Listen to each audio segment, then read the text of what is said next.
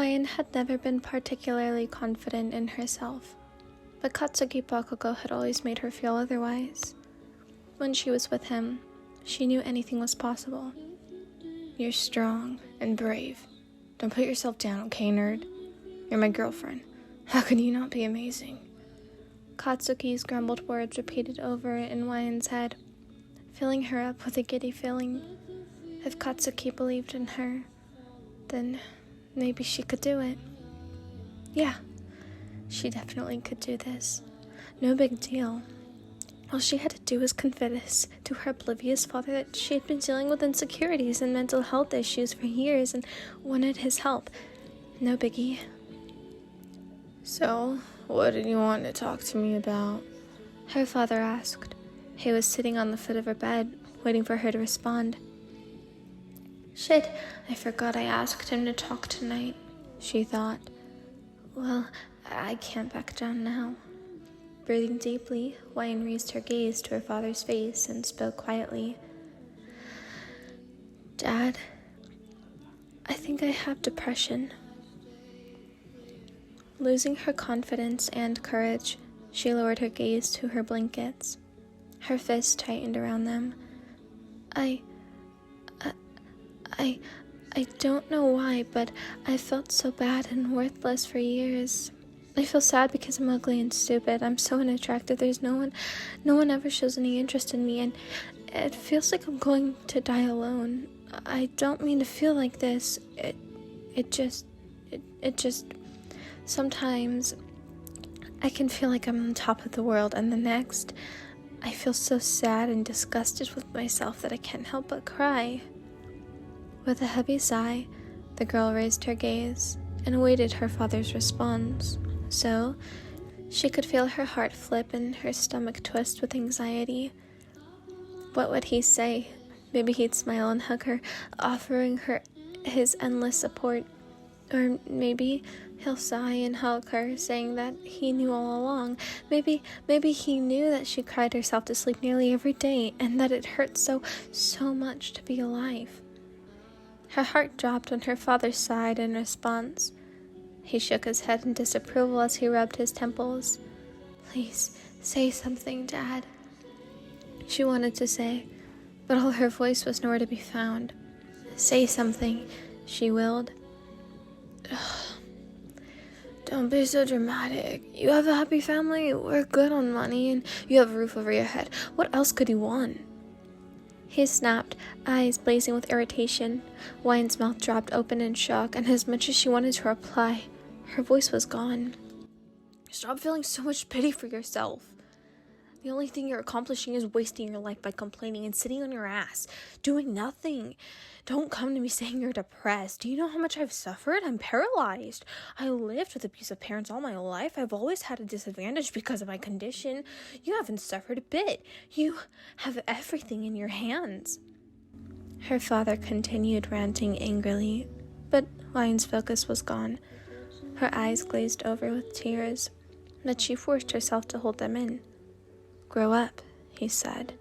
"Stop being so dramatic." Her throat clogged up and her chest tightened. She had been working up the confidence to tell her dad, who swore to protect and support her entire life, the courage to tell him about her illness for years. Hwaein isn't exactly sure when it started, but she can barely remember anything before it. She couldn't remember how it felt to be truly happy. Though she can't pinpoint an exact date for it, or even a good goddamn cause. Hwaein remembers that she felt like this for around 5 years. It started when she was a naive and rude 10-year-old child who refused to play with her friends and would rather read books. She doesn't remember why it happened, but she can remember with clarity the nights she would slouch over her laptop, listening to soft music that would make her cry quietly. Maybe it had to do with the fact that she was a child. She refused to adapt to social situations. Her heart would always feel heavy with no absolute reason, and she hated it. It was overwhelming. Hwaein wanted to claw at her chest and rip it open, plunging her hand inside to retrieve her heart and fix whatever the hell was wrong with it. What was wrong with her? Why wasn't she normal? The sudden loss of weight on her bed snapped her out of her thoughts. Her dad was looking at her solemnly, nodding at her as he bid her a good night. She responded with a shaky nod, and once her father had closed the doors and turned the lights off, she could feel everything. There were heavy, wet, and warm tears forming in her eyes. Her hands were trembling over her chest like it was about to explode. When she heard her dad's bedroom door close shut, her tears broke loose. Wine clamored her hand over her mouth, pulling her sobs as her shoulders shook with each cry. She heard her phone vibrating loudly next to her, and her cry stopped momentarily. Wiping away the tears, she squinted her eyes on the screen, only to see Katsuki's contact pop up on her notifications. Subconsciously, a small and weak smile grazed her lips. Oh, right. I have a boyfriend, she thought. Maybe I'm not so ugly and useless after all. Explosive teddy bear. Hey, nerd, are you okay? Wyan laughed harshly. Her throat was beginning to feel raw and dry from crying. Her eyes read the message over and over as she debated what to do. Katsuki was her boyfriend after all, right? If something was bothering her, she should let him know now. Wyan knew that Katsuki valued honesty a lot.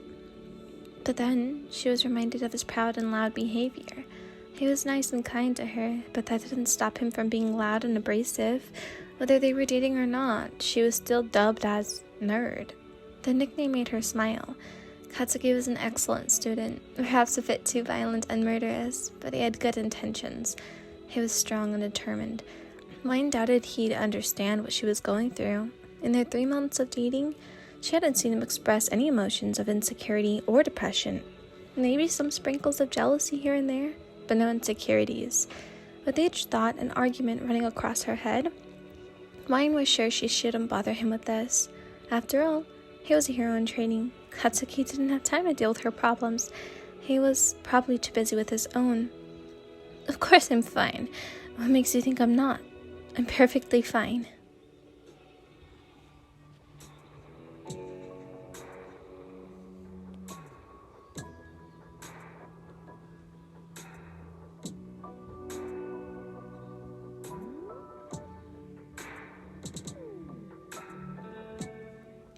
Hi everyone, I know I've been gone for about a month, but I'm gonna try to get back into the swing of things. I hope you enjoyed this little video. Have an amazing morning, have an amazing evening, have an amazing afternoon, whenever you're listening to this, and I'll see you guys when I see you guys. Goodbye everyone!